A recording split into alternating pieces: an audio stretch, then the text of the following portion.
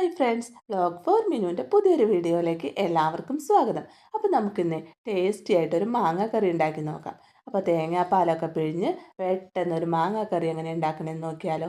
അപ്പോൾ അതിനായിട്ട് ഞാനിവിടെ മാങ്ങയും സബോളയും ഇഞ്ചിയാണ് കേട്ടോ എടുത്തേക്കണത്. അപ്പോൾ ചെറിയ മാങ്ങയായിരുന്നു, അത് കാരണം 2 മാങ്ങ എടുത്തിട്ടുണ്ട് കേട്ടോ. പിന്നെ ഒരു കഷ്ണം ഇഞ്ചിയും 2 സബോള എടുത്തിട്ടുണ്ട്. ഇനി നമുക്ക് മാങ്ങയുടെ ഇഞ്ചിയുടെ സബോളയുടെ എല്ലാം തൊലിയൊക്കെ കളഞ്ഞ് വൃത്തിയാക്കി എടുക്കാം കേട്ടോ. അപ്പോൾ തൊലിയൊക്കെ കളഞ്ഞ് എടുത്തിട്ടുണ്ട്. ഇനി നമുക്കിത് നല്ലോണം കഴുകി വൃത്തിയാക്കി എടുക്കാം. അതിനുശേഷം നമുക്ക് കട്ട് ചെയ്തെടുക്കാം. അപ്പോൾ മാങ്ങയൊക്കെ ഞാൻ നീളത്തിൽ കട്ട് ചെയ്തെടുക്കുന്നുണ്ട് കേട്ടോ.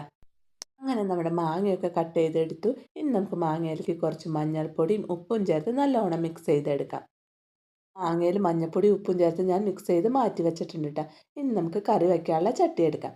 അതിലേക്ക് സബോളയും ഇഞ്ചിയും കനം കുറച്ച് നീളത്തിൽ അരിഞ്ഞെടുക്കാം.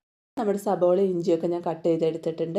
ഇനി അതിലേക്ക് കുറച്ച് കറിവേപ്പിലയും മുളക് പൊടിയും മല്ലിപ്പൊടിയും കുറച്ച് വെളിച്ചെണ്ണയും ഉപ്പും ചേർത്ത് കൈകൊണ്ട് നല്ലോണം മിക്സ് ചെയ്തെടുക്കുക കേട്ടോ.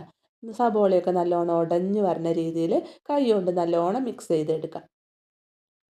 സബോള ഇഞ്ചിയൊക്കെ ഞാനിവിടെ കൈകൊണ്ട് നല്ലോണം ഉടച്ചെടുത്തിട്ടുണ്ട് കേട്ടോ. ഇനി നമുക്കതൊരു 10 മിനിറ്റ് മാറ്റി വയ്ക്കാം. അപ്പോഴേക്കും നമുക്ക് തേങ്ങാപ്പാൽ പിഴിഞ്ഞെടുക്കാം. അപ്പോൾ അതിനായിട്ട് ഞാൻ അരമുറി നാളികേരമാണ് കേട്ടോ എടുത്തത്. നാളികേരം ഒന്നാം പാൽ മാറ്റി വെച്ചു. അതിനുശേഷം രണ്ടാം പാലും മൂന്നാം പാലും ഒരുമിച്ച് എടുക്കാം കേട്ടോ. അപ്പോൾ ഒക്കെ റെഡിയാക്കി വെച്ചിട്ടുണ്ട്. ഇനി നമുക്ക് സബോളയിലേക്ക് നമ്മൾ മിക്സ് ചെയ്ത് വച്ചേക്കണ മാങ്ങ ചേർത്ത് കൊടുക്കാം. അതിനുശേഷം രണ്ടാം പാലും മൂന്നാം പാലും കൂടി ചേർത്ത് ഒന്ന് മിക്സ് ചെയ്ത് കൊടുക്കാം. ഇനി നമുക്ക് മാങ്ങയൊക്കെ ഒന്ന് വേവിച്ചെടുക്കാം. അപ്പോൾ മാങ്ങയൊക്കെ നല്ലോണം വെന്ത് വരണ വരെ നമുക്ക് വെയിറ്റ് ചെയ്യാം. അപ്പോൾ നമ്മുടെ കറിയൊക്കെ നല്ലോണം തിളച്ച് മാങ്ങയൊക്കെ നല്ലോണം വെന്ത് കിട്ടിയിട്ടുണ്ട് കേട്ടോ.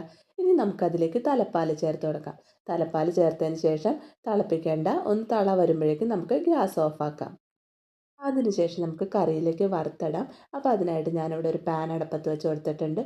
അതിലേക്ക് വെളിച്ചെണ്ണ ഒഴിച്ച് വെളിച്ചെണ്ണ ചൂടായി കഴിയുമ്പോൾ കടുക്, പിന്നെ ചുവന്നുള്ളി വട്ടത്തിൽ അരിഞ്ഞതാണ് കേട്ടോ. പിന്നെ കറിവേപ്പിലയും വറ്റൽമുളകും ചേർത്ത് വറുത്ത് കറിയിലേക്ക് ഒഴിക്കാം. അപ്പോൾ നമ്മുടെ ടേസ്റ്റി ആയിട്ടുള്ള മാങ്ങാക്കറി ഇവിടെ റെഡി ആയിട്ടുണ്ട് കേട്ടോ. പിന്നെന്താ, എൻ്റെ വീഡിയോ ഒക്കെ കണ്ട് നിങ്ങൾക്ക് ഇഷ്ടപ്പെടുകയാണെങ്കിൽ ലൈക്ക് ചെയ്യണം, ഷെയർ ചെയ്യണം, സബ്സ്ക്രൈബ് ചെയ്യണം. പിന്നെ നിങ്ങളുടെ അഭിപ്രായങ്ങളൊക്കെ കമൻറ്റിലൂടെ അറിയിക്കണേ.